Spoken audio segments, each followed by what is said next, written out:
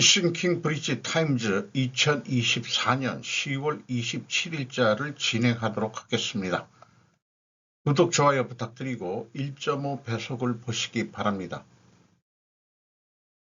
오늘의 편집 내용 제목들이 되겠습니다. 한국이 우크라이나에 개입하기로 결정하면 강력한 옵션이 있습니다. 홈포토 인사이더에서 보도를 했습니다. 한국은 북한의 러시아 지원에 대응하여 우크라이나를 무장시키겠다고 위협하고 있습니다. 시작부터 우크라이나의 무기 비축은 우크라이나에 큰 변화를 가져올 수 있습니다. 그러나 한국은 우크라이나 전쟁에 관여하는 것을 여전히 경계하고 있습니다. 러시아 외무부는 한국이 개입할 경우 안보 결과를 초래할 수 있다고 위협했다고 연합은 보도했습니다. 한국이 일단 구두로 우크라이나를 지원할 수 있다고 위협을 했고, 또 거기에 대응해서 안보 결과가 뭔지는 몰라도 안보 위험이겠죠. 또 러시아도 위협을 했습니다. 무시무시한 무기고라는 제목으로 한국의 무기는 잠재적으로 우크라이나의 방어 능력과 공공 능력 모두에 상당한 변화를 가져올 수 있다.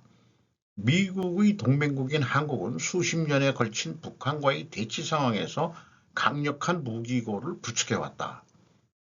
마을과 인프라를 방어하는 데 도움이 될 수 있는 대공 및 미사일 방지 시스템이 포함된다. 우리나라 자체도 그렇지만 우크라이나가 이런 도움이 되는 그런 시스템을 할 수 있다 이거죠. 세계 최고 수준의 K9 호위척은 K2 탱크 다중 로켓 발사 시스템도 있다. 한국은 미국과 폴란드와 같은 서방 동맹국에 탄약을 보냈고 이를 통해 우크라이나에 탄약을 보낼 수 있었다. 일단은 간접적으로 보냈었어요. 워싱턴 DC 전략국제연구소의 한국 전문가인 엘렌 킴은 BIY 비즈니스 인사이더죠. 인터뷰에서 키이우에 대한 한국의 지원에는 북한 무기와 전술에 대한 정보 제공이 포함될 수 있다고 말했다. 누구보다도 우리가 북한을 잘 아니까 북한에 대한 정보를 줄 수도 있다. 이런 얘기네요. 또한 한국은 전쟁에서 싸우고 싶지 않은 북한 군인들에 대한 심리전 캠페인도 할 수 있다. 이렇게 말했습니다. 이것을 논리적으로 한번 표현해 보면 충분 조건인데, 만약에 한국이 우크라이나에 개입 결정을 한다면은 그러면은 강력한 옵션, 강력한 선택을 할 수 있다. 왜냐하면은 수십 년간 강력한 무기를 구축해 왔기 때문이다. 라고 얘기할 수 있을 것입니다. 그래서 이것이 필연적으로 존재할 다른 결과는 무엇인가를 본다면은 최악의 경우 한반도 핵전쟁 위험, 요거는 제 견해가 아니고 뒷면에 나오는 또 내용을 인용을 한 것인데요. 여기에서는 제가 좀 물음표를 좀 붙이고 싶습니다. 그래서 어째 보면은 필연적으로 존재할 다른 결과를 예측할 수 있어야 된다. 무기 구축은 했는데 망설이는 한국이라고 연이어서 의견을 제시하고 있습니다. 유라시아 그룹의 중국 및 동북아 분석가인 제레미 첸은 북한의 행동은 국회가 우크라이나에 대한 무기 수출을 승인할 것을 기대하기 전에 한국의 국가 안보에 더 명확하고 즉각적인 위협을 제시해야 할 것. 그래서 러시아도 이렇게 자꾸 회유는 하죠. 북한군이 가더라도 한국하고는 관계없잖아. 이런 뉘앙스를 또 비치고 있죠. 한국이 러시아의 관계를 완전히 파괴하지 않으려는 열망이다. 이렇게 또 소개를 하고 있어요.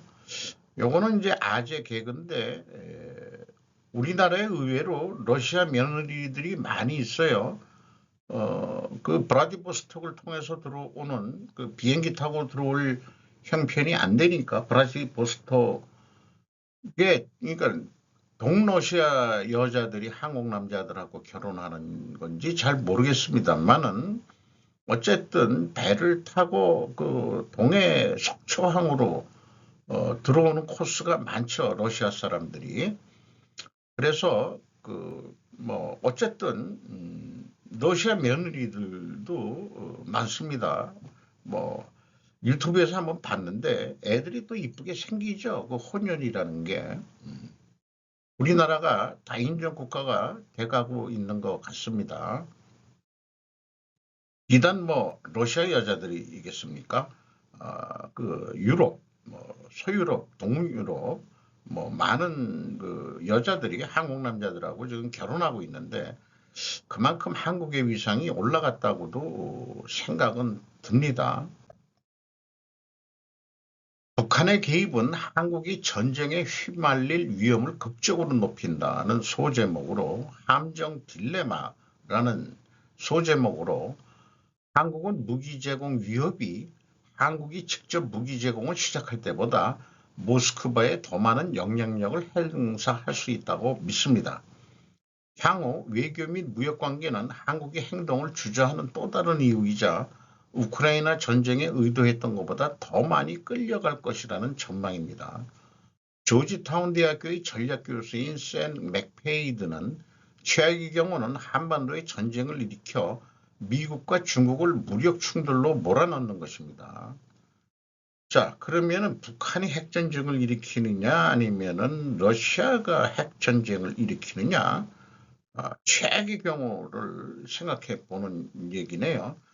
그러나 러시아와 북한 간의 동맹 강화는 곧 한국이 행동할 필요가 있다고 생각하는 시점에 도달할 수 있습니다. 러시아의 정교한 핵기술이 북한에 넘어가기 전에 막아야 한다는 의미도 그런 거를 포함하고 있어요. 대륙간 탄도탄을 북한이 개발했다고 호언장담하지만 그것이 미국까지 도달하느냐? 물론 이제 남한까지는 뭐 분명히 도달하지만은 그걸 막을 수 있는 미사일 방공 시스템이 있을 거라고 저는 믿습니다만은 뜬금없이 이 러시아하고 친해지는 거를 고정의 아관파천으로 한번 비교를 해보고 싶어요. 러시아 공간에 피신함으로써 일본 제국과의 러일 전쟁이 발발했다면 북러 밀착 관계는 일본 대신 한국 및 그 당시는 일본인데 한국 및 미국 이게 그래서 어떤 사람은 미국이 다른 데 신경 쓸 게 많으니까 한국이 또 한 번의 대리전쟁을 하게 되는 거 아니냐. 그런 거는 피해야 되지 않느냐. 한반도에. 이런 의견도 이미 생각하는 사람들이 많이 있는 것 같습니다. 한 발짝 더 나가서 유럽이 핵에 한 걸음 더 다가섰다라는 제목으로 피터 자이안의 레터가 도착했습니다. 유럽에서는 트럼프가 미국 선거에서 승리하면 우크라이나에 대한 지지가 감소할 수 있다는 우려가 커지고 있다. 그렇게 되면 미국의 지원 없이는 많은 유럽 국가들이 잠재적 분쟁을 막기 위해 핵을 보유할 수 있다. 이게 이제 핵심인 겁니다. 핵무기를 보유한 국가가 몇 개 있는데 우크라이나가 다 반납했다는데 조금 있나요? 모르겠어요. 스웨덴, 루마니아, 독일, 이케스라고 표현도 있는데 같은 국가가 있고 폴란드도 핵실험에 뛰어들었다. 기존 병력은 구축하는데 시간이 걸리는데 전심을 A로서 생산 어려움은 포탄과 탄약을 구하기 위해 북한으로 눈을 돌리는 러시아인들인데 현재 그러나 상대적으로 핵무기는 상당히 빠르고 비교적 저렴하게 조립할 수 있다. 이렇게 이제 이 사람은 소개를 하네요. 하지만 러시아가 이에 대해 다른 사람의 허세라고 부르고 싶다면 위험할 수 있다 하는 얘기는 유럽의 핵무기 무장을 강화하지 말라는 뜻으로도 들립니다. 미국은 북한 군대가 우크라이나에 진입할 경우 군사행동을 고려해야 합니다. 그럼 한국만 지금 뭐 혼자서 독자적으로 하느냐? 그런 얘기는 아마 절대 아닐 거예요. 사이버 메이즈 오스터만 US 투데이입니다. 하원 정보위원회 위원장인 마이크 터너 하원 의원은 수요일 북한 군대가 침공할 경우 미국은 우크라이나에서 직접적인 군사행동을 고려해야 한다고 말했다. 그러니까 미국이 참전해야 된다라는 요구를 한 거죠. 터너는 X에 올린 성명에서 북한군이 우크라이나의 주권 영토를 침공한다면 미국이 북한군에 대한 직접적인 군사행동을 취하는 것을 진지하게 고려해야 한다고 말했다. 그의 성명은 이번 주 미국이 처음으로 우크라이나에서 북한 군대가 러시아 군대와 함께 싸우고 있다는 증거를 가지고 있다고 밝힌 이후 나온 것으로서 북한 군대는 합법적인 군사 목표라고 백악관은 말한다. 그러니까 어저께인가 소개한 것은 공개된 사냥감이다.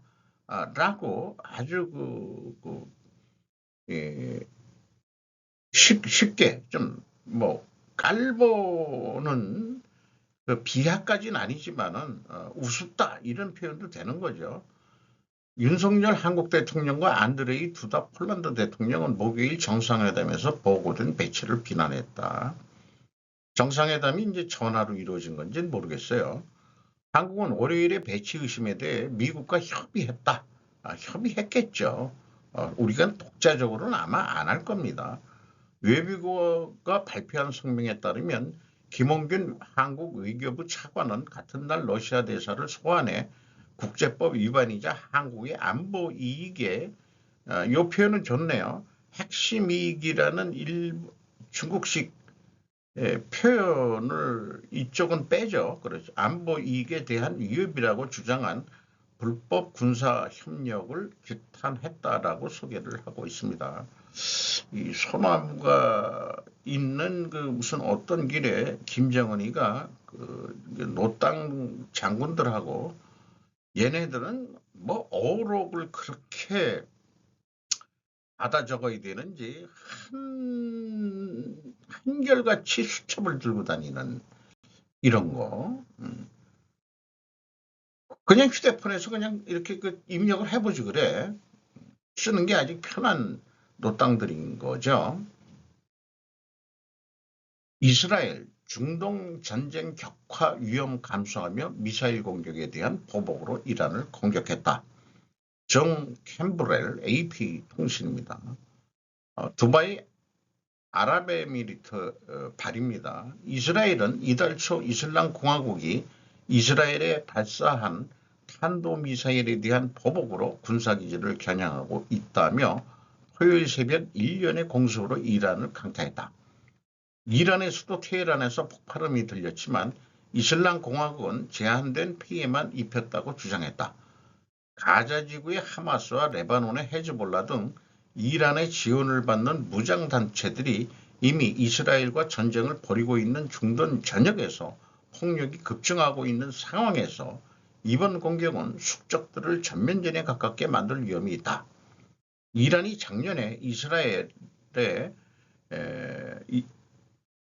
이스라엘을 향해서 발사한 미사일을 생산하는 데 사용된 미사일 제조 시설을 표적으로 삼았답니다. 미국은 추가 보복에 대해 경고하면서 밤사이의 공격으로 이스라엘과 이란 간의 직접적인 총격전이 끝날 것임을 시사했다. 백악관은 한마디로 이란이 대항할 경우 결과를 발생할 수 있다고 경고했다. 이란이 미사일을 쐈으니까 그 이스라엘이 한 번 더 보복을 한 건데 거기서 끝내라 이런 요구인 거죠.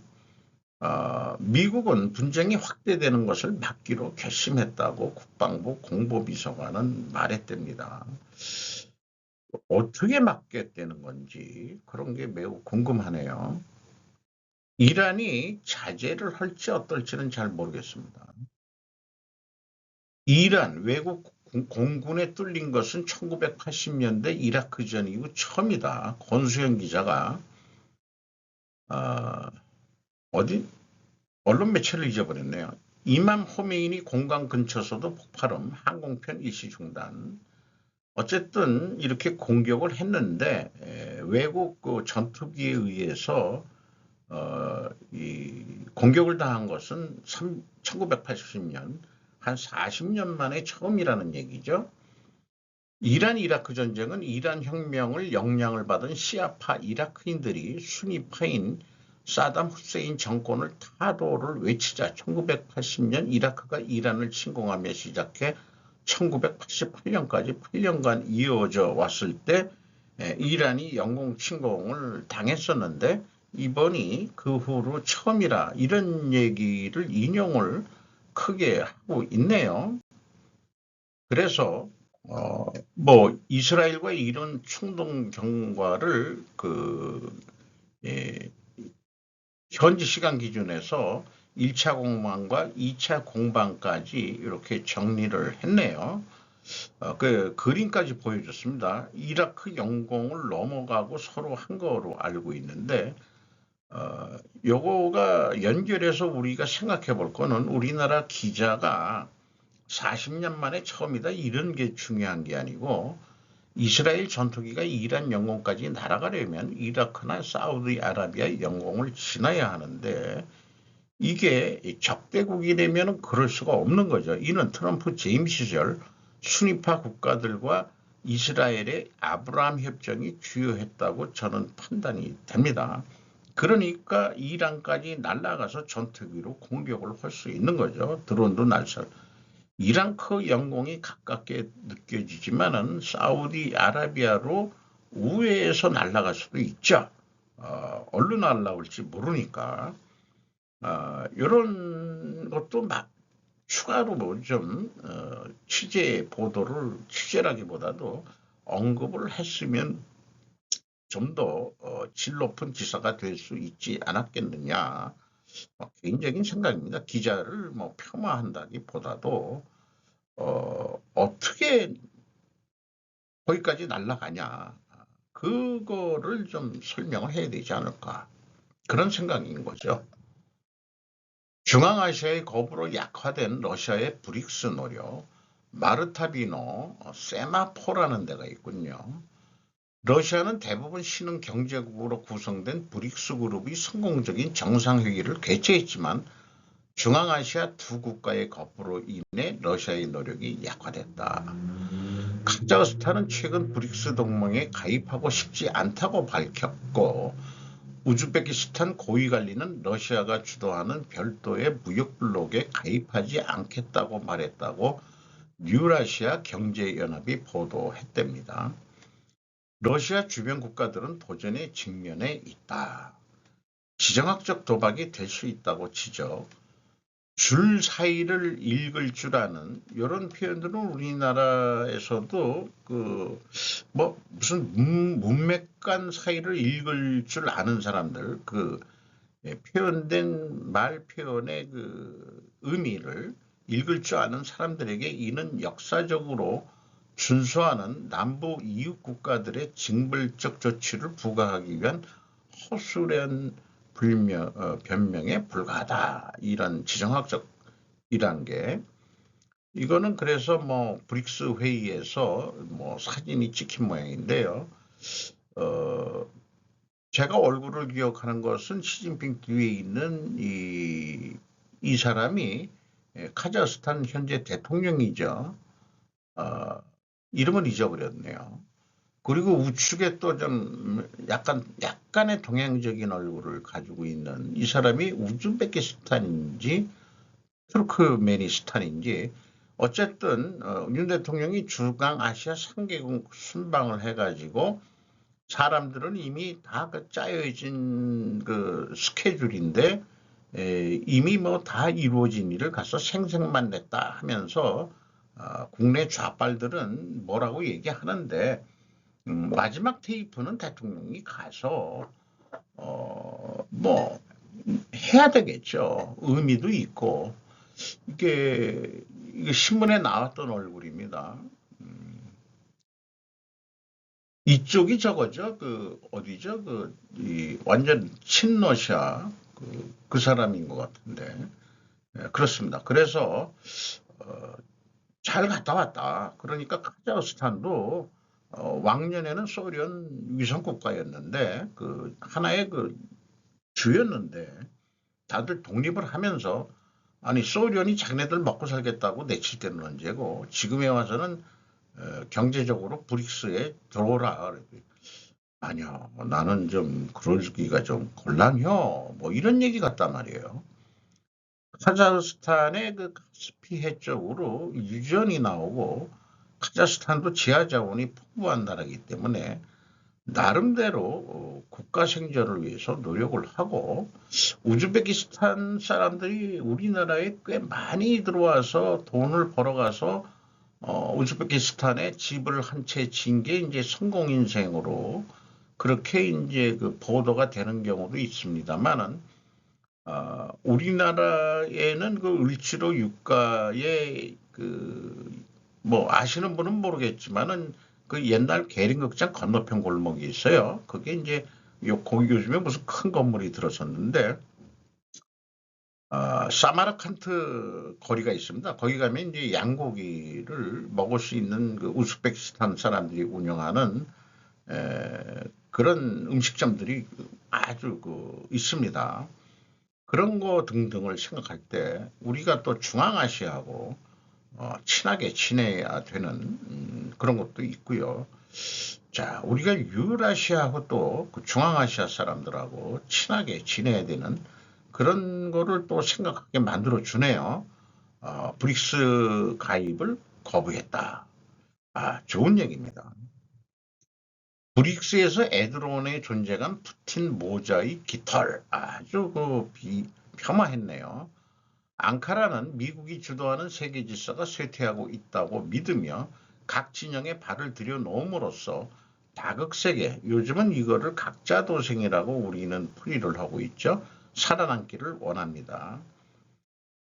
지정학적으로 그 중간에 있는 중동과 유럽의 중간에 있으면서 옛날에는 그게 오스만 투르크라고 엄청 제국이었는데 그 무역로를 장악하면서 그 잘 유지를 제국이 했기 때문에 유럽에서는 그 비싼 그 동양의 그 뭐 향료 내지는 뭐 이런 것들 이거를 구하기 위해서 결국은 그 범선을 개발해 가지고 대항해 시대가 일어났다는 거 아니에요. 역사라는 것은 하나의 사건이 오스만 투르크가 거기를 그 무역로를 막고 있음으로 인해 가지고 서양 그 사람들이 대항해 시대를 열면서 또 산업화를 하면서 세계 질서를 주도하게 된 거죠. 그 전까지는 아마 동양 중심이었을 거다. 이렇게 얘기를 할 수 있겠네요.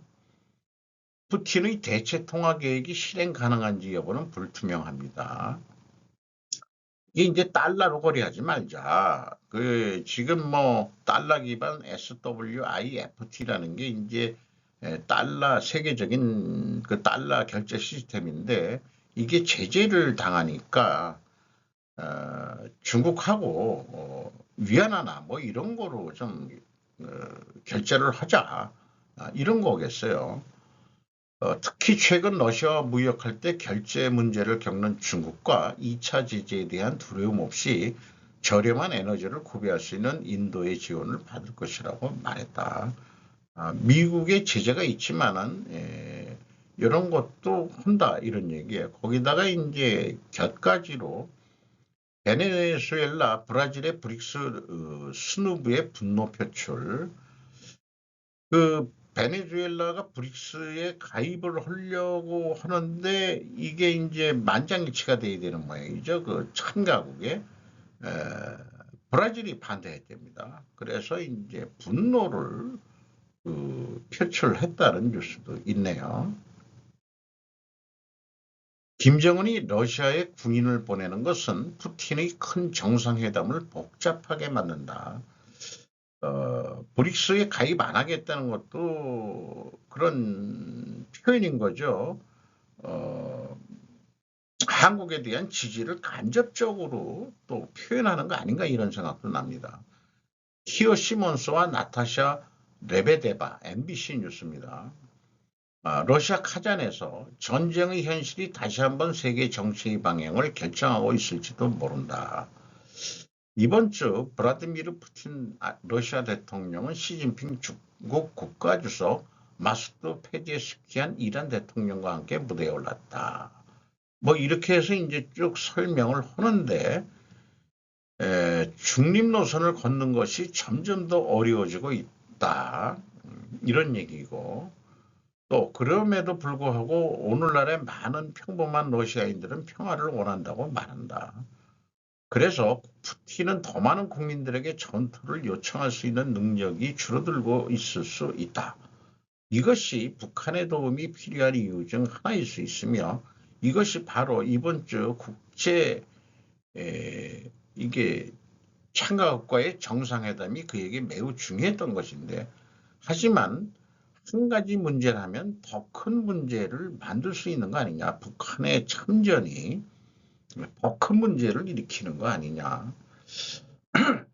그 러시아 군복을 입히고 그런 것은 이미 얘기했지만 훈련을 받고 있는 장소 이런 것이 중앙 러시아의 중앙 우측에 있는 브리야트 공화국 자치공화국 브리야트라는 게 우리말로는 부여족이라는 얘기죠. 옛날 우리나라가 북방 문제기였다는 게 거기 이런 아직 호칭이 남아 있는 걸 보면은 우리가 북쪽을 많이 연구를 해야 될 것 같아요. 말이라든가 이런 거를 봐가지고. 그래서 트라는 것은 들리거든요. 우리나라 말로. 브리야트라고 그러는데, 브리야트라고 검색을 하면은 잘 나온다는데, 브리야트족이라고도 얘기했고, 몽골에도 브리야트족이 있고, 그 다음에 카자흐스탄에도 아마 브리야트 시족이 있다. 뭐 이런 얘기를 들었습니다만은 어쨌든 생김은 동양적인 거니까 그렇게 이제 러시아 군복을 입히고 끌어들여도 다 알 건 안다 이게요. 책더박스. 북한의 군대는 세계에서 가장 큰 군대 중 하나입니다. 얼마나 강력할까요?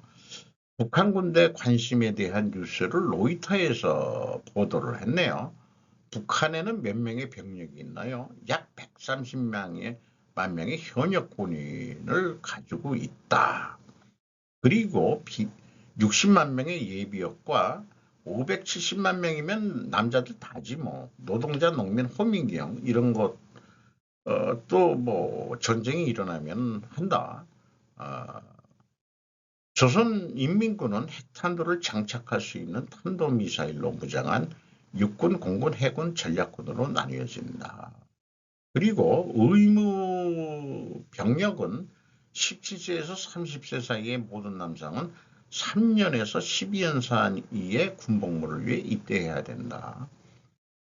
북한은 군대를 어떻게 사용하나요? 대부분 비무장지대 근처에 배치되어 있다. 이런 거를 소개하고 있고 서울을 겨냥한 포병 등 이른바 비대칭 능력을 강조함으로써 인식된 부족분을 보완하기 위해 노력하고 있다. 그러면 북한은 국방에 얼마나 많은 돈을 지출하고 있습니까? GDP의 약 20 내지 30%를 차지했다. 지난 1월 북한은 국가 지출의 거의 16%를 국방비로 지출할 것이라고 밝혔다. 이런 기사의 원천을 여기 쫙 소개를 하고 있습니다.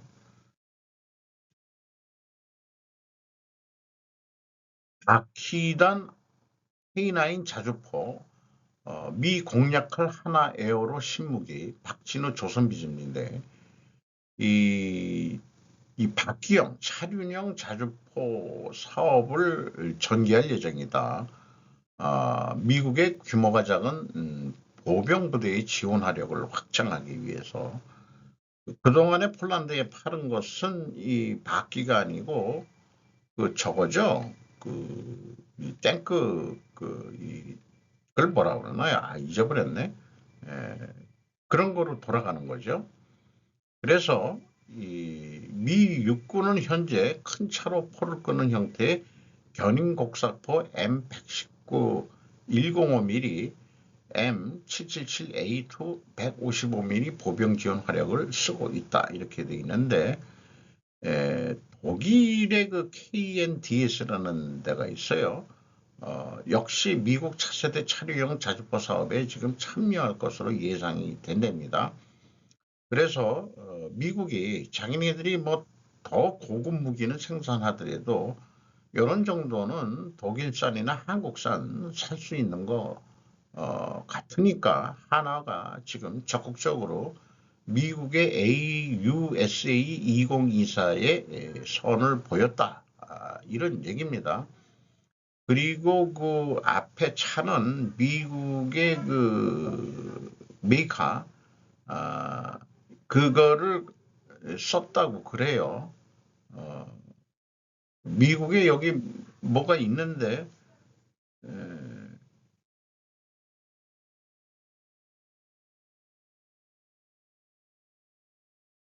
네.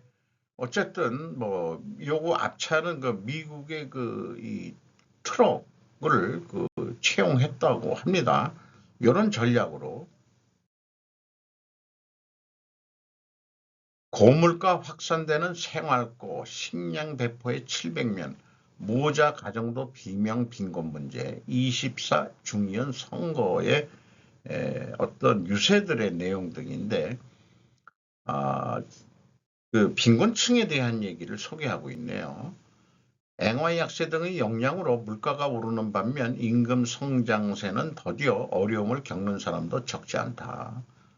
27일 투개표 중의원 선거에서 각 당은 장래의 임금 인상 등의 경제 대책을 공약으로서 내세우고 있지만 현재 공공한 사람으로부터는 신속한 지원 확충을 요구하는 비통한 소리가 오른다. 도쿄도 신주쿠의 도청 앞에서 12일 배포되는 식량을 요구해 705명이 줄을 섰다. 2022년부터 매주 배포하는 를 계속하는 비영리단체인 자립생활 서포트 센터 모이 신주쿠 구가 운영하는 것 모양인데 오니시 렌 이사장 37살밖에 안 됐네요.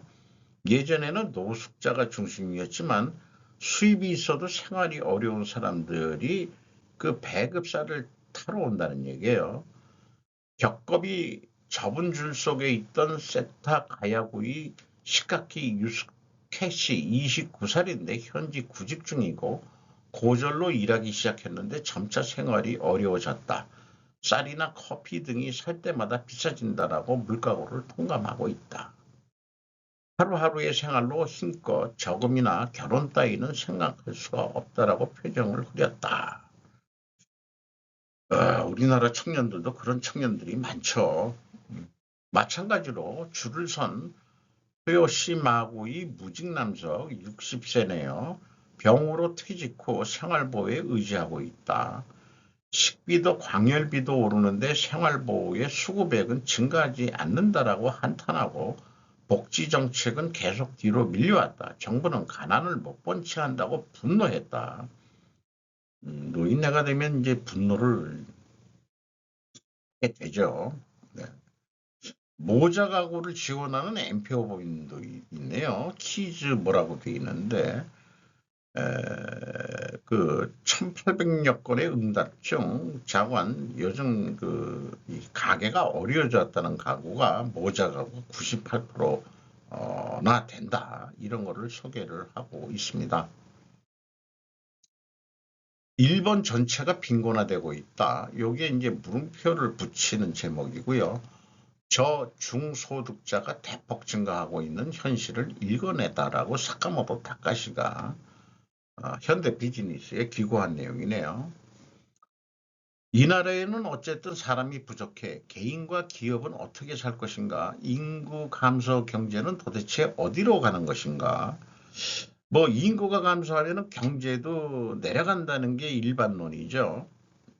의료 간병이 최대의 산업이 되는 날 어, 고령화 때문에 노동 참가율은 주요국에서 최고 수준이고 잃어버린 30년으로부터의 대전화를 현재 움직이려고 하는데 노동 참여의 급증과 저소득층의 급증, 고령자의 노동 참가가 급속히 진행되고 있다. 우리나라도 뭐 이제 정년 늘린다고 그러고, 회사 베이비 부모가 그 퇴직해서 나와가지고, 그냥 퇴직금이나 연금 같은 거 가지고 아직 살 수가 없는 거죠. 또, 그 정년이 뭐 65세 뭐 이런 거 된다 하더라도, 일반 회사에서 그렇게 오래까지 일할 확률은 좀 떨어지죠. 연봉 수준이 낮은 근로자의 증가는 어떻게 해석할 수 있을까? 저소득자가 증가하고 있으니 일본 전체가 빈곤화하고 있는 것이라고 주장하는 사람도 있을지 모른다. 그러나 이 사카모토 다카시라는 사람은 다양한 데이터를 분석해보면 일본에서 빈곤 문제가 심각해지고 있는 모습이나 격차가 급 확대되고 있는 모습은 보이지 않는다라고 분석을 해내네요. 다양한 데이터를 조합해 생각해보면 연수입 수준이 낮은 노동자가 증가하고 있는 이유의 대부분은 여성이나 고령자가 노동시장에 급속히 참가해온 것이지 거기다가 노동시간이 짧아지고 있는 것 혹은 지금까지라면 자영업자로서 일하고 있는 것 같은 사람이 고용되어 일하도록 바뀌고 있는 것 등에 의해 상당한 부분 설명할 수 있다고 생각이 든다.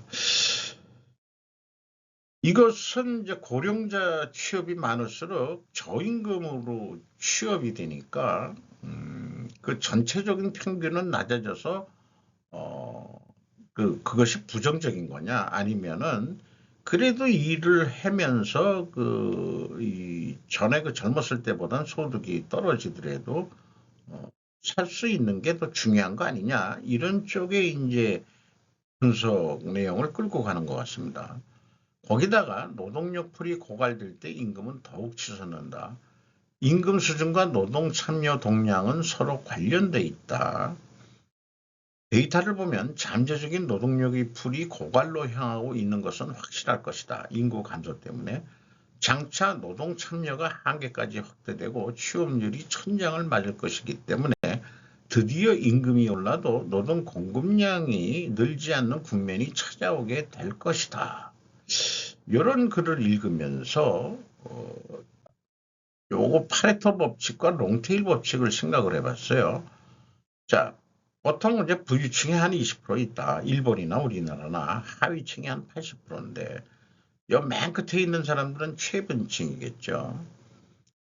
그래서 그럼에도 불구하고 더 큰 가능성을 가진 대안이나 인물들이 항상 존재한다는 점을 인식해야 한다. 어디에? 여기 롱테일 쪽에. 어떤 가능성도 제로라고 판단하지 않을 일이다. 확률이 낮다고 해서 실제로 일어나지 않는 것은 아니다. 오히려 매우 낮은 확률의 사건이 발생했을 때 몇 법칙에 따라 현실 세계에 주는 영향은 엄청나다. 요게 수식으로 얘기하면 요렇다는 얘기예요. 이 변수, 상수 이런 표현 인구가 줄면 경제가 안 좋아진다는 논리는 그 상위층의 논리로 저는 생각을 합니다. 인구가 줄면 인당 GDP는 늘어나지 증가하지 않는가? 그리고 인구가 적은데 경제 GDP 총액은 안 늘어날 거 아니냐? 이렇게 또 얘기를 할 수 있겠죠. 왜? GDP에는 소비액도 들어가는 거니까. 어쨌든 기존의 논리가 인구가 줄면 경제가 하락한다는 논리가 맞는 것 같지만 저는 자꾸 그거에 의심이 좀 들어가네요. 그 이유는 뒤에 편집한 내용의 일부 좀 견해를 좀 밝히고 싶습니다.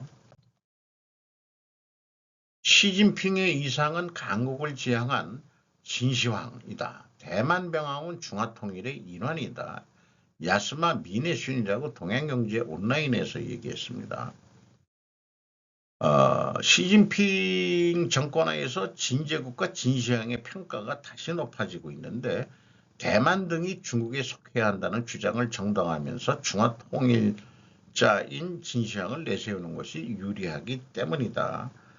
근데 어저께도 이 중국 교과서에 실지 못하는 당나라가 중화족이 아니고 북방민족이었다는 거죠. 그 당나라 그 이세민인가 음, 그것도 그 일본 뉴스에서 제가 그 편집을 했죠. 뭐 우리나라도 이제 그렇게 공부하는 사람이 많습니다만은 중국 문제는 자꾸 잘 안 다루죠. 우리나라 역사학자들은 뭔지 모르겠어요. 그 강단사학자라고도 그러고 제야사학자라고도 그러는데 제야사학자들이 돈이 없어가지고 돈 주는 놈 말들을 들어서 연구한다는 얘기도 있고요. 이런 사람들은 어디서 돈을 받아가지고 연구하는 건지 모르겠지만 중국인의 국가관이라고 소개를 하고 있습니다. 저간 시진핑 체제가 되면서 강력한 중앙 집권 국가가 되고 있는 거로 쭉 있고요. 중화가 자기네들이 세계의 중심이라고 생각하는 거죠. 그럼 중심이 아니고 가운데 있다는 뜻인데 그래서 우리나라는 동국이라고 표현을 했죠. 우리는 동국이야. 그리고 옛날에도 그 오랑캐라고 봐가지고 우리나라를 동이족이라고 또 표현했죠. 중국 아새끼들이. 진나라가 서체, 차체, 도량형, 도덕규범을 통일한 것은 중국이라는 통일된 다민족 국가로 발전할 수 있는 길을 열어주었다.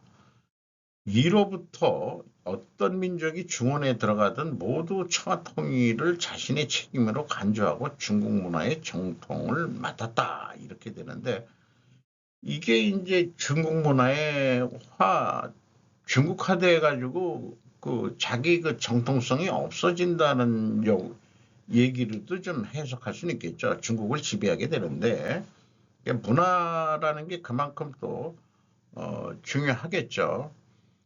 여담으로 대일통이라고 하는 말은 춘추 공양전이 유래되었으며 심지어 맹자에도 비슷한 표현이 있었답니다. 실현에 가까워지는 진시황의 이상. 중국에서는 정오일존이라는 정치 용어가 등장하고 있는데 이것은 사마천의 역사서 사기 진시황 본기에서 유래한 표현으로 중국의 통일자인 제왕을 유일한 올바른 권위로 삼는 상태를 일컫는 말이다. 이렇게 소개를 하고 있고요.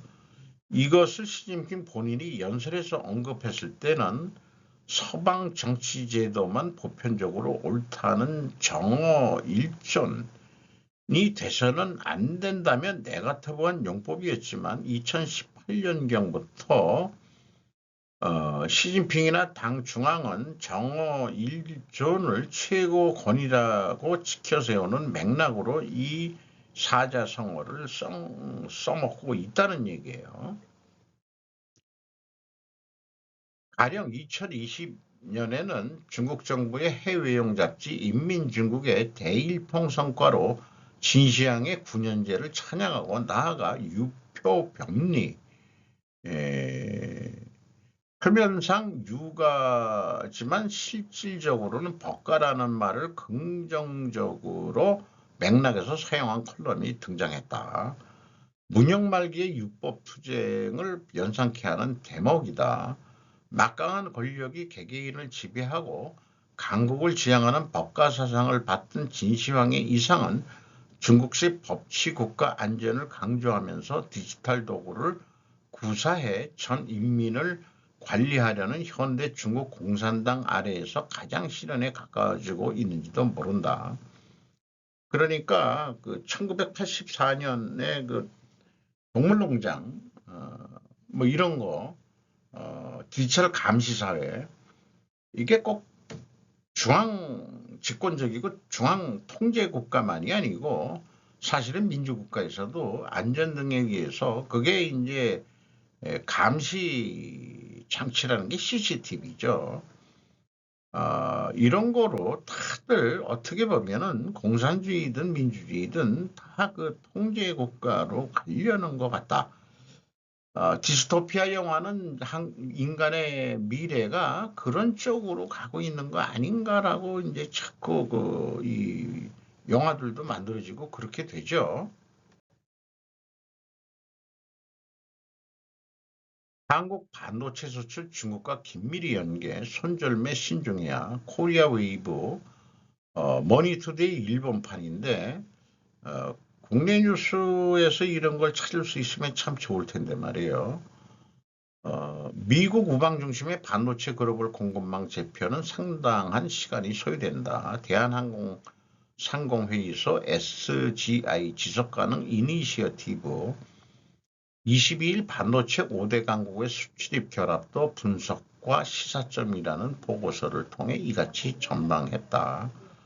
반도체 5대 강국 지역은 일본, 한국, 미국, 중국, 대만을 가리킨다. 왜 일본부터, 일본판이니까 일본부터 써준 모양이군요.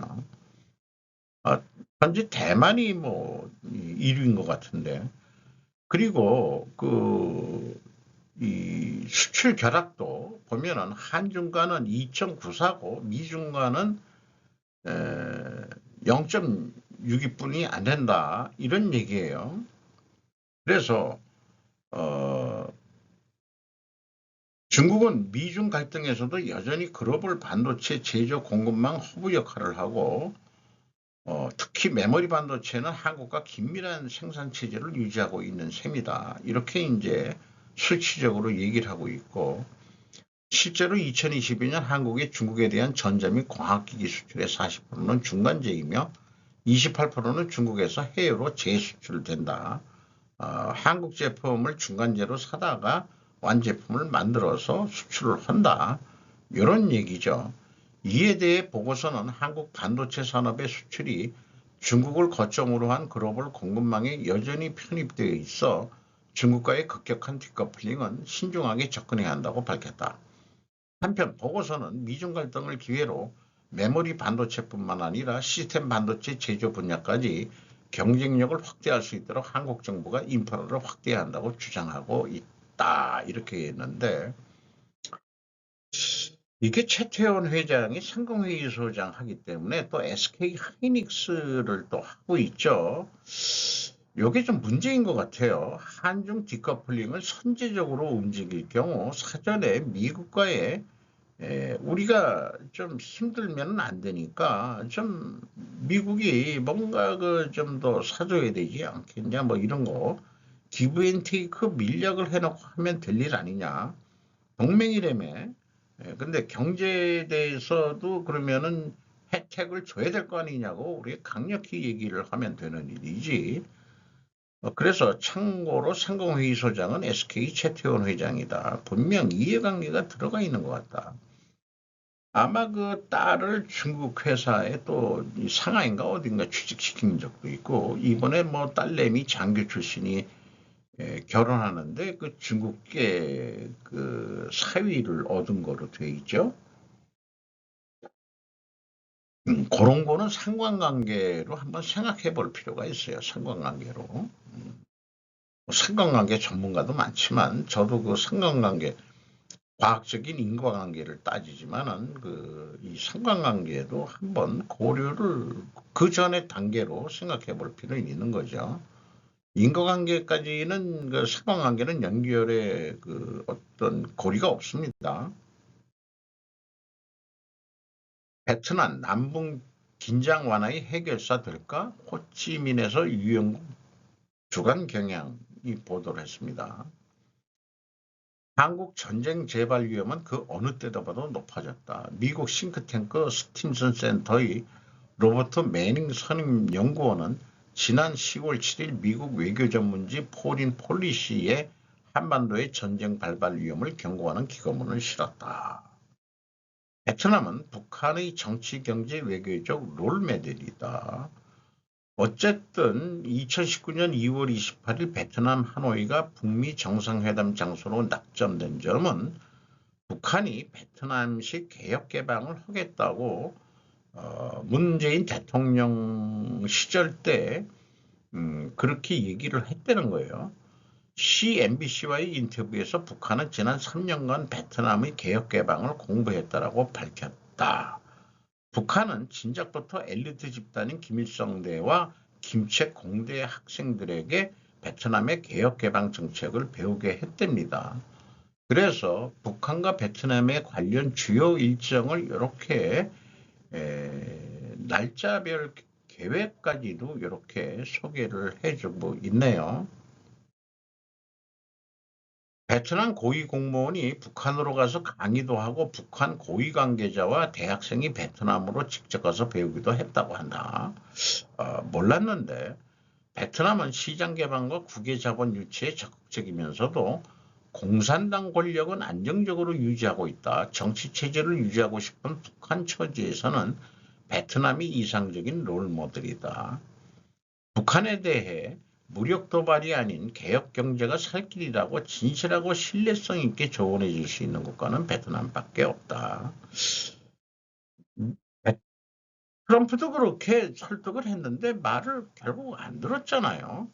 핵 포기하려니까. 이게 핵이 문제인데 베트남 남북 양쪽과 우호적인 관계를 지금 묻고 있고 우리 이 한국도 엄청 투자를 하고 있죠. 현재 9천여 개 한국 기업이 베트남에 진출해 있고 약 17만 명의 한국인이 베트남에 살고 있습니다. 또 사돈의 나라라고 불릴 정도로 많은 베트남 여성이 한국에 정착하는 등 한국에 22만 명의 베트남인이 살고 있다. 근데 제 주변에 들리는 얘기는 베트남 여자들이 마음에 안 들어요. 예, 한국 남자하고 결혼해가지고 아기까지 낳는데도 도망가는 여자가 생긴다는데요. 그리고 나중에 알고 보니까 베트남에서 살았던 진짜 남편이 들어와서 살고 있대나. 그 이용해 먹는다는 얘기예요. 뭐 소수이긴 하겠지만은 베트남인의 여자들에 대한 인식이 좀 그렇게 주변에 그런 얘기가 들리니까 그 남자가 얼마나 허망했어요. 딸만 하나 달랑 놔놓고 도망가 버렸어요. 그거 참 공산주의 국가에서 난 윤리관이라는 게 저는 그러니까 그거 아까 그 유법표인가 뭐 중국에서 외형은 유교인데 법치 법가사상으로 한다 말장난들하고 자빠졌다 이게요. 중국 공산주의 애들은 그 윤리도도 이런 거 없어진 지가 오랜 것 같습니다. 오로지 오로지 돈이에요. 개혁개방이 되면서. 그러니까 그런 여자들이 나오는 것 같습니다. 어쨌든 한국과 북한 모두와 우호적인 관계를 유지하며 연결된 나라는 드물다. 그런데 제 위에 문제가 있어요. 이렇게 기자는 생각을 하는데 한 단계만 더 생각해 봐라. 베트남은 남베트남의 부정부패로 국민의 신뢰를 잃었기에 패망했다. 만약에 남베트남이 미국의 지원을 받았던 남베트남이 지금 우리나라가 남북으로 갈려져 있으니까 우리 한국이 부정부패한다면은 분명히 국민이 이반을 할 거예요. 그래 공산주의를 살더라도 사는 거 뭐 어렵게 사람이 다 사는 거지 뭐. 적화통일 좋다고 대한민국 국민들이 그런 마음이 든다 그러면은 야당 애들은 그거를 유도하고 있는지 모르겠습니다만은 어쨌든 통일이 되면은 더 잘 살 수 있는 길은 있다고 보는 거겠죠. 그러나 개인적인 입장이나 우리 한국의 입장에서는 한국이 그래서 부정부패를 하면 안 된다 이 말이에요. 공무원들이 정도로 가고 정의롭고 저스티스하게 그렇게 국정 운영을 했을 때 자기네들 개인적인 이익, 친중, 친일, 뭐 이런 뭐 친미, 뭐 이따시로 한국의 그 생존을 위해서 진짜 하는 정치인들이 있어야 한국이 안 망할 거고 저는 남한이 북한을 통일해 주기를 바람하지 않습니다. 우리 혼자만의 힘으로는 안 된다고 이미 전문가들도 얘기는 하고 있습니다만 중국의 영향력 때문에도 그렇고 그러니까 한국이 통일되는 시기는 이런 얘기를 하려고 그러면은 한국이 통일이 된 다음에 얘기를 해야 된다는 게 아니고 좀 성격이 틀리다. 너희들은 공산주의가 통일했는데 그 은근히 이런 거를 하면은 저기 그런 거 아니에요. 사람들이 이런 글을 읽고 한국의 정치인 새끼들이 다 부정부패 돈 처먹고 그러고 자빠졌으니까 에이씨 공산주의가 되더라도 어차피 살 거 아니야. 이렇게 생각하는 사람들이 많아지면은 적화 통일이 되는 거죠. 그러니까 우리 입장에서는 적화 통일이 아니고 민주 자유 통일로 평화적으로 수용할 수 있는 그런 힘이 있으려면은 우리가 이 공무원들부터 윗대가리부터 청렴 결백해야 된다는 것을 말씀드릴 수 있겠고 제약이론이라는 표현으로 한다면은 병목은 항상 위에 있다는 거예요. 밑에 있죠. 국민들한테 있는 게 아닙니다. 최윤봉 고려인 회장 영풍집은 다 팔았다. 동업관계 청산 물음표는 제가 붙였어요. 김용윤 기자가 뉴스 1에서 얘기했는데 이 표는 제가 공시된 거에서 가져왔는데 최윤봉 회장이 많이 가지고 있었습니다만은 변동 전에는 1723주였는데 이게 2.8% 가지고 있었다는 거는 그 3만 몇 주였어요. 그리고 최창녕 명예회장이 14,630 이거 싹 다 제로로 만들었습니다. 요거만 보도를 했는데 고려인 영풍의 동업관계가 끝나면서 관계 정리에 나선 것으로 해석된다는 게 이제 얘기인데 제가 알기로는 그렇지 않거든요. 그래서 이거는 영풍의 이 공시 내용인데 영풍 정밀히 보고를 했는데 특별 관계자 수가 12명이 있는데 지금 2명이 빠져나갔잖아요. 그러니까 10명이 됐는데 최 씨 일가가 그 영풍 정밀 포함했을 겁니다. 16.04에서 15.15%로 0.89% 지분만 한 거지 아직 영풍의 지분을 가지고 있다. 요렇게 저는 이렇게 살펴봤어요. 그래서 최 씨가의 지분은 특별관계자 수 12명에서 10명으로 줄어들었을 뿐이다. 보유사항 보고서 공시는 영풍정밀 명의로 공시되었다. 현재까지 15.15% 아직 영풍 지분을 가지고 있다. 그중 고려인 계열 영풍정밀은 반대로 영풍 주식을 4.3% 지분을 소유하고 있죠. 그래서 아직 그 동업관계는 특수관계자 관계는 아직 청산된 것은 아니다라고 뉴스 보도를 내려면은 요 정도까지 조사를 해줘야 되지 않을까 싶습니다. 그러니까 거기다가 이제 그 MBK 영풍이 영풍정밀의 경영권 취득을 위해서 공개 매수를 했는데 고려인이 방어를 하는데 성공을 했죠. 영풍정밀이 고려인 지분을 가지고 있는 것보다 영풍정밀이 영풍 주식을 가지고 있는 지분이 높습니다. 반대로 최 씨들은 영풍 지분, 영풍의 경영권을 사겠다라는 생각 자체를 안 했던 사람들이죠.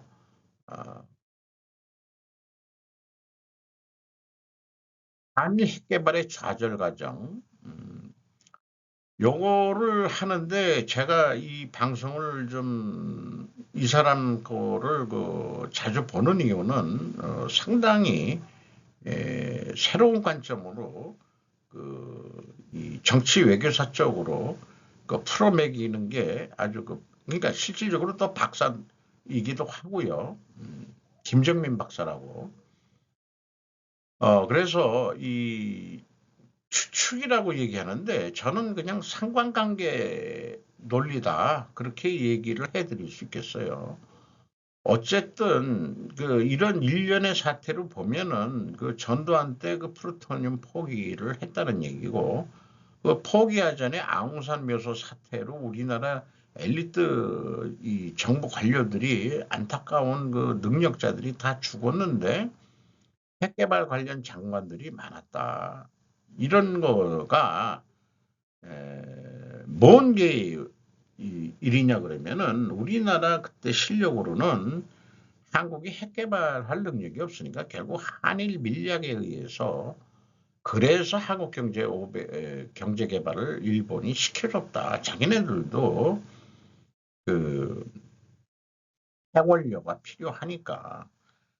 또 후쿠시마 원자력 발전소 그 영화도 있는데 그 조그만 양으로도 그 에너지를 크게 얻을 수 있으니까 그러니까 일본도 우리도 미국도 있는데 우리도 있어야지. 근데 이제 미국에 유일하게 대항했던 게 유일하게 대항한 게 아니고 아주 악바리처럼 싸웠던 일본이니까 아주 그냥 평생 니들은 예, 죽어 지내야 된다는 게 미국의 논리인 것 같거든요.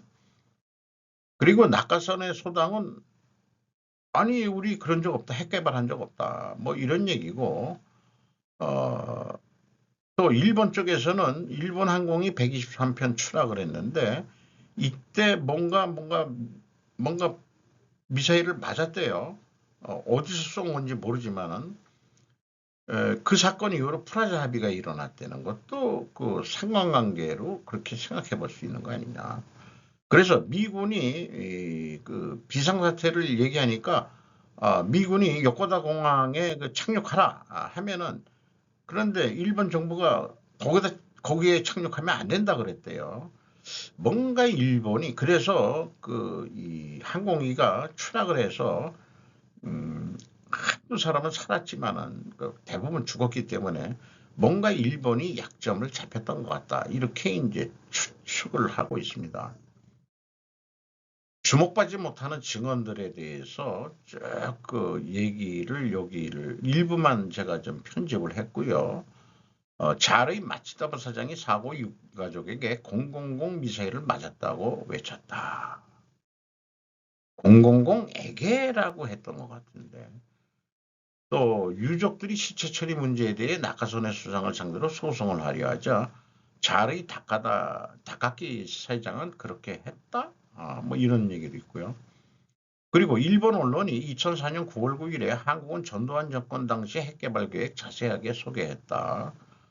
한국은 전두환 당시인 1982년 플루토늄 이용한 핵개발 계획을 극비리에 추진했는데 이 정보를 입수한 미국의 레이건 정부는 계획을 중지하라고 요구했고 전두환 당시 대통령은 83년 11월 한국을 방문한 내일어나게 약속을 했죠. 로이터 통신은 9일 이 미 관리들을 인용 한국이 4년 전에 했던 우라늄 농축 실험은 유엔 안보리에서 다뤄질 것 같다고 보도. 특히 미국 고위 관리는 통신에 안보리에 한국을 회부하지 않을 방법이 없다고 밝혔다. 세계 안보를 저해하는 그런 핵 개발을 한다. 근데 사실은 한일 밀약에 의해서 하고 있었다는 얘기죠. 일본은 발뺌을 했습니다만은 그리고 중국하고 뭔가 엮이면 한반도 대리전쟁이 일어날 수 있는 그런 상황이지 않느냐, 요즘 상황도. 어쨌든 자기네 의견은 소설이라고 얘기를 합니다. 세월호 플루토늄 실려있지 않을까라고 상상해 볼 수 있는 거 아니냐. 그때도 미군이 구조 연락을 거부했답니다. 박근혜 정권이. 박근혜도 탄핵을 당한 데는 뭔가 그 연결이 핵 글쎄 안 한다고 포기했는데 뭔가 어디서 하고 있는 거 아닌가. 미국을 위해 일한다는 친미 문정권. 그러니까 문재인 정권에 들어와서 원전까지 포기한 거를 보여줘야만이 근원을 없애는 거니까 그래서 원전을 포기해가지고 믿어주세요. 이런 얘기. 그러니까 문정권은 말은 국민 정선을 위해서는 반일을 내세우면서 친미 행각을 했다. 미국을 위해서 일한 애다. 응? 한국을 위해서 일한 애가 아니고 그렇게 해석을 하네요. 한국 군부는 지속적으로 핵개발 추진했었지 않았느냐라는 추측을 한답니다. 노무현 사망 후 열린우리당 어디로 갔냐? 다 없어졌다. 미국말 잘 들으면 잘 나가는 정치인들. 안미하고 핵하면 절대 살 수 없다. 뭐 이렇게 이제까지 얘기를 하고 있어요. 정계훈 투고 미국 갔던 김대중이 돌아와서 어떻게 대통령이 됐는지 미국의 힘이 없었으면 어떻게 대통령이 됐겠냐 이런 얘기예요. 그런데 이 얘기를 진행하면서 노태우의 비핵화 선언 요거는 좀 빠진 것 같고 김영삼은 언급은 했었습니다만은 전에 군부 하나회 숙청을 완료를 했죠. 김영삼 때.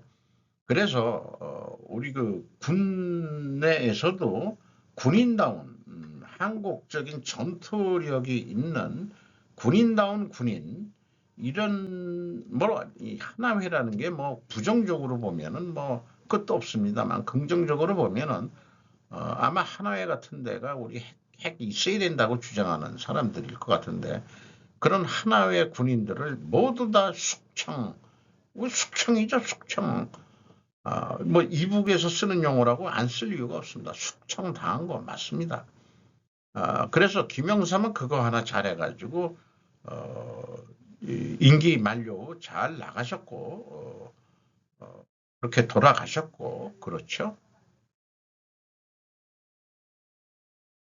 추측과 소설이라고 스스로 언급할 수밖에 없는 상관관계 수준의 그런 방송입니다. 그래서 이런 상관관계 논리나 추측이나 이런 내러티브를 풀어가려면은 소설을 쓰려면은 수많은 정보들을 얘기하는데 단순한 사실을 갖고 그 당시에 경험을 못 해본 걸 가지고 뭔 소설을 써서 그 뭐 노벨상 받았다는 거에 대해서는 저는 그렇게 높게 평가를 안 합니다. 그리고 우리나라가 지역 감정이 없었다는 것도 소개를 하고 있어요. 71대 8대 국회의원 선거에 전북이 공화당이 46.2%였고 신민당이 49.8%, 전남이 공화당이 52.9%였고 신민당이 42.7%였다. 이 정도나 됐는데 경북이 좀 높긴 높아도 삐까삐까 했다 이게. 부산은 공화당이 거꾸로 작고 신민당이 56.1%였다. 그럼 언제부터 우리나라가 동서가 갈라졌었냐? 김대중 대통령 출마하면서 동서가 갈렸다. 이렇게 이 사람이 얘기를 하네요. 빗대어서 얘기하는 게 필리핀 하이 망명했던 마르코스 아들이 돌아와서 어떻게 대통령이 돼? 다 미국의 공작이 아니 공작이라기보다도 지원이 있었지 않았겠느냐. 반군사 독재로 돌아선 전남, 대한민국을 동서로 갈라버렸다. 트럼프 재선되면 미국의 이익에 반하는 이민자는 무효화시킨다는 그런 것도 소개를 하고 있고, 뭐 가급적이면 주제에 한 것만 가져왔습니다만은 그리고 한국산업경제연구소 폭파하는데 일본 공산주의 청년들이 왜 나섰을까? 한국에 와서 그 연구소를 폭파한 게 아니고 일본에 있는 오리엔탈 메탈 사업하고 일본 도쿄에 있던 한국산업경제연구소 일본 소재 연구소인데 폭파 사건인데 이게 이제 이쪽에서는 한산연구 폭파 사건이라고 되어 있네요. 1975년 4월 19일에 발생한 동아시아 반일 무장전선 대지의 엄니가 일으킨 폭탄 테러 사건이고 연속기업 폭파 사건의 일부이다라고 소개를 위키백과에 이렇게 나온 거를 가져왔습니다. 오리엔탈 메탈의 사장이 한국산업경제연구소가 주최하는 방한단 산장이 되었다는 기사가 일간공업신문에 게재되면서 표적에 올랐다. 그러니까 한국산업경제연구소에서 일본 소재 하는 그 연구소는 자 이게 이런 데가 있는지도 몰랐는데 아마 이런 데서 그 산업경제연구소 이런 데서 그 원자력을 연구하지 않았겠느냐 이런 생각이 들어간다는 얘기죠. 오리엔탈 메탈이라는 데도 뭔가 그런 거를 만들었는데 일제기업이 아시아 침략에 봉사하는 활동 거점으로 봤는데 이런 일본 경제인의 방안을 반대하기 위해 폭탄 테러를 일으켰다. 그래서 왜 일으켰느냐 하는데 어떻게가 맞을 것 같아요. 왜라고 하면 과학적으로 원인을 좀 따져야 되는데 원인을 동맹국에게 직접 손을 댈 수 없으면 뭔가를 이용했을 개연성이 농후하다. 그러니까 어떻게죠? 어떻게 이게 왜라기보다도 원인 얘기는 안 한 거예요. 추측 어떻게가 더 관심사항이란 거죠. 미국 입장도 이해하긴 한다. 본인은 핵 개발은 그러나 미국 입장에서는 막았어야 된다. 그런데 북한은 왜 못 막았니? 공식적인 게 아니라서 그것도 이상하단 말이에요. 북한이 핵 개발 못하게 하려면 쳤어야 되나요? 한국의 대통령은 제거가 됐는데 북한은 왜 제거 안 하지? 이런 거하고도 뭔가 생각을 해야 될 것 같은데 어쨌든 제가 상관관계의 대표적인 샘플로 그러나 물론 전문적이고 배울 것도 많습니다만은 2단계의 과학적 단계다. 상관관계란 게. 마지막 파이널은 인과관계 과학적 사고방식으로 우리가 인식을 하고 또 그렇게 사고 연습을 해야 될 것이다. 수많은 데이터가 필요 없습니다. AI, 그 데이터 뱅크, 에너지를 먹는 그런 거를 꼭 해야만 미래 AI가 있어야만 미래가 뭐 잘 돌아간다든지 이런 거 없이 우리의 논리적 사고는 이런 거 없이도 돌아가야 될 것 같아요. 그래서 마지막 편집인지 모르지만은 테넷이라고 마치 결과 원인 결과 같은 그런 용어가 테넷인데 테넷이라는 것은 결정론적 세계 속에서도 믿음이 필요한 이유라고 유튜버가 소개한 건데 결정론적 세계관이라고 해가지고 여기서 우리는 믿음과 현실 자체를 서로 떼어서 생각하는 것은 불가능해진다.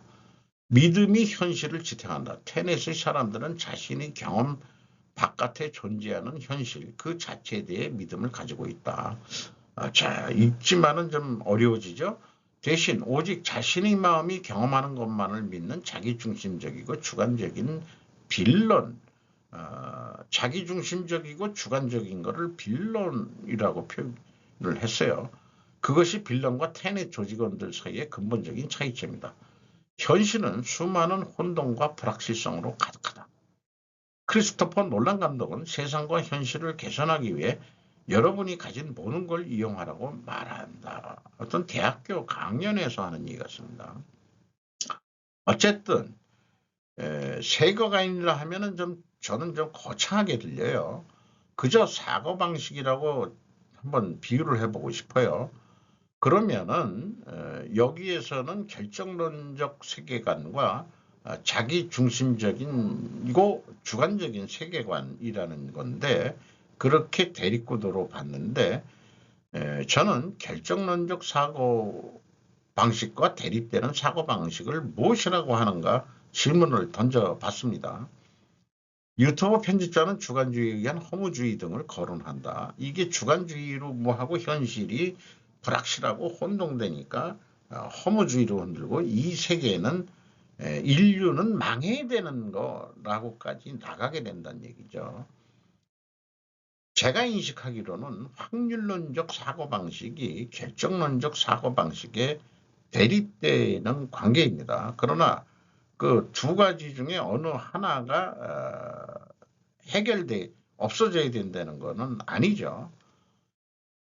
결정론 대 확률론을 위키백과에서 찾아보면은 결정론은 과거의 원인이 미래의 결과가 된다는 결정되어 있다는 거죠. 확률론은 비결정론적 현상을 수학적으로 기술하는 것을 목적으로 하며 주요 연구 대상으로는 확률 배속, 활용자가정 사건 등이 있다. 인간한테 적용하자면은 매 순간 직면하는 예측할 수 없는 방법을 변화하는 환경을 적응해서 결정을 내릴 필요가 있으며 이는 어차피 인간은 무의식적으로나 확률에 기반해서 판단을 한다. 이런 얘기죠. 그러니까 이게 뭐가 옳고 그르고의 게임이 아니고 어떤 관점에서 이거를 볼 거냐 하는 얘기죠. 그래서 이 불확실성에 대해서는 확률론으로 접근을 해야 될 거고 그 다음에 이제 뉴턴이 과학적 사고방식을 시작했는데, why, 왜, 원인이 뭐냐, 이거, 사과가 왜 떨어지냐, 이거 만류인력, 이런 거에서 과학적 사고방식이 나온 거니까, 그렇게 인식을 해야 될 것 같습니다. 오래간만에 1시간 넘게 좀 해봤네요. 자, 이하 자료들은 항상 제공되는 자료들이 되겠습니다.